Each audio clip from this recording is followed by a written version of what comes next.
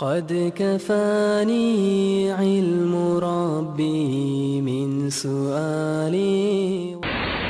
Dakwahnya Rasulullah SAW.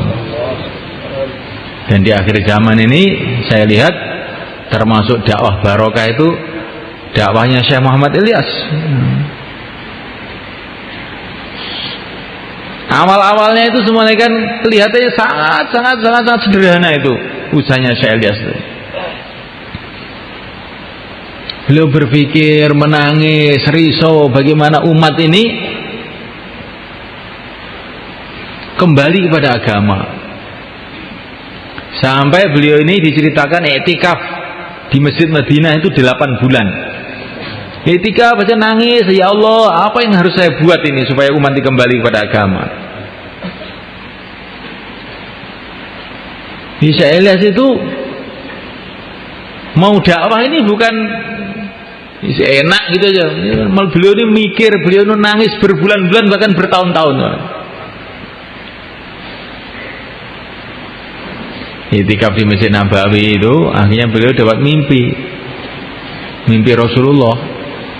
Dan mimpi Rasulullah itu dikatakan dalam hadis hak. Rasulullah itu mengatakan kepada Syekh Ilyas, kamu mulai seperti saya mulai dulu.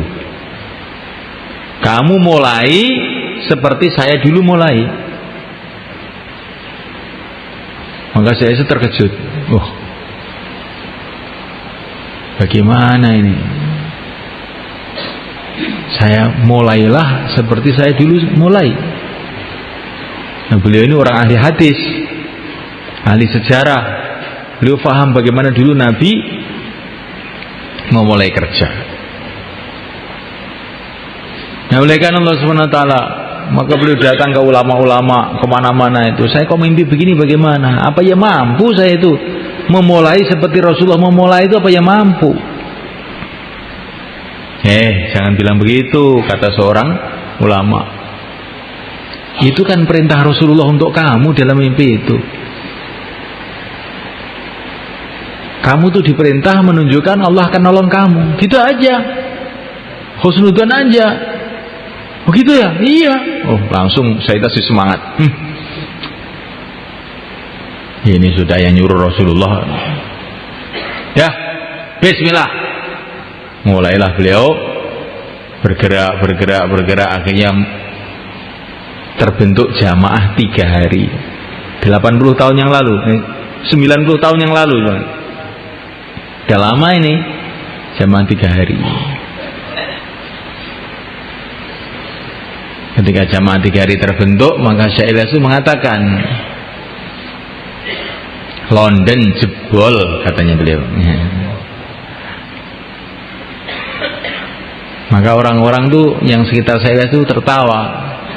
London jebol bagaimana? Pokoknya ini barokahnya jamaah 3 hari ini akan tersebar agama kemana-mana.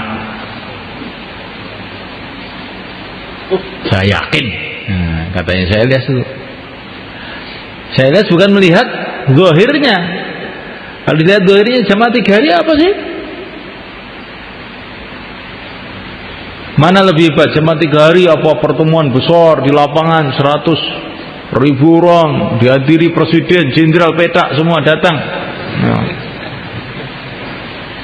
Dimasukkan internet, radio, RRI, televisi, disentrong dari segala arah. Jamaah 3 hari apa? Tapi ini 3 hari ini barokah. Karena didasari atas ketaatan kepada Allah dan Rasulnya, keikhlasan semata-mata karena Allah.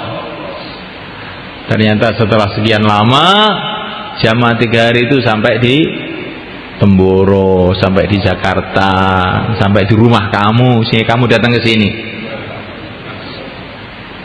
Ini hasil jamaah 3 hari 90 tahun yang lalu tuh. Tapi jamaahnya ini barokah. Karena sungguh-sungguh gimana kan. Di antara kesungguhannya itu jamaah 3 hari 90 tahun yang lalu itu, menurut pandangan saya ini, itu nggak ada yang bawa HP, nggak ada.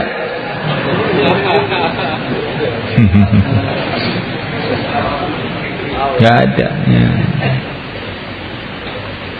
Seumama barokah itu dalam HP, Rasulullah akan dikasih HP 1 truk. Apa Allah tidak berkuasa memberi HP Rasulullah? Kuasa enggak? Nah, berarti HP itu bukan termasuk asbab barokah.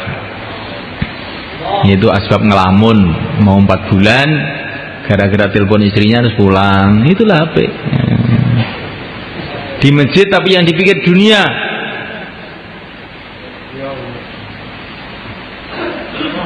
Kemarin waktu istimewa di Jakarta ada satu ustadz selesai bayan, selesai sholat ngisa itu pegang HP tek. Maka saya tegur, Ustaz, oh Ustaz kok pegang HP itu apa? Saya bilang gitu.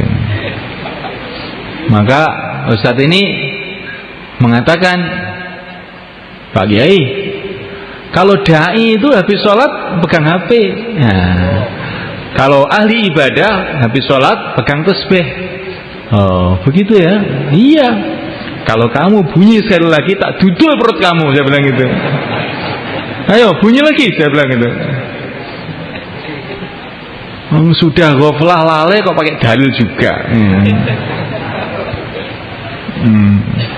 Jadi Assalamualaikum warahmatullahi wabarakatuh. Kita bukan hanya dakwah, tapi bagaimana dakwah yang barokah. Hatinya ta'alluq kepada Allah. Man yuti'illah wa rasul wa yakhshallah wa yattaqhi faulaika humul faizun. Barang siapa taat kepada Allah, zahirnya itu taat. Hatinya wa yakhshallah, hatinya dipenuhi dengan takut kepada Allah. Wa yattaqhi, takwa. Takwa itu maksudnya amal agama itu dengan sungguh-sungguh, dengan teliti, hati-hati. Bukan sak melaku nih, sak jalan-jalannya, bukan begitu. Itu bukan takwa. Takwa itu amal dengan sungguh-sungguh, dengan teliti, hatinya dipenuhi dengan takut kepada Allah. Faulaika humul faizun, mereka inilah orang-orang yang sukses.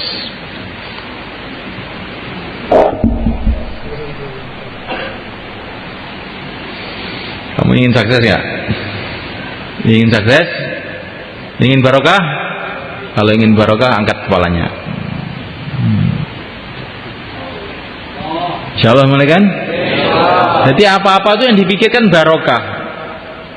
Bikin rumah yang dipikirkan barokah, ya. Kawin yang dipikirkan barokah, dakwah yang dipikirkan barokah. Apa saja kerja-kerja kita yang kita pikirkan jangan bendanya, tapi barokahnya. Bagaimana supaya barokah? Kalau diri kita ini betul-betul takwa pada Allah, hatinya betul bergantung kepada Allah. Nggak ada yang bisa berbuat apa-apa selain Allah. Yang menentukan segala-galanya hanyalah Allah. Hatinya bergantung pada Allah, takut kepada Allah, cinta kepada Allah. Zahirnya mengikuti tertib agama, nanti akhirnya di barokah. Jangan ada pertimbangan-pertimbangan lain selain taat kepada Allah. Kayak Nabi Ibrahim, asalnya ada di tanah yang subur, yang ramai. قد كفاني علم ربي من سؤال